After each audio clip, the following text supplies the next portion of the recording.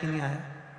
अब लोगों को समझ में आ गया गणेश जी का स्थान कौन सा है। अब लोगों को समझ में आ गया कार्तिकेय का स्थान कौन सा है। अब लोगों को समझ में आ गया कि जो शिवलिंग शंकर भगवान का शिवलिंग जहां रखा रहता है ये जलाधारी नहीं है, ये क्या है?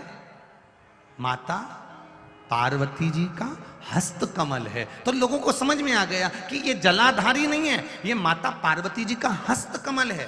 पहले दुनिया के लोग दिया जलता हुआ इसी पे रख देते थे, नारियल इसी पे रख देते थे, सामान इसी पे रख देते थे, कंकु का चोपड़ा इसी पे रख देते थे, फूल की डलिया इसी पे रख देते थे। पर अब लोगों को मालूम पड़ गया कि शंकर जी की पूजन कर रहे हो, जलता हुआ दिया अगर तुमने इस जलाधारी पर रखा या डलिया रखी या कोई सामान तुमने इस पे रखा, यहां तक शास्त्र कहता है कि पशुपति व्रत करने वाली माताएं, भाई, बंधु, बच्चे जो नरियल रखते हैं पांचवें व्रत में, वो नरियल भी इस जलाधारी पर नहीं रखाता। अगर जलाधारी पर रखाता है तो हमारा कार्य सफल नहीं होता, उसके सामने नीचे रखाता है।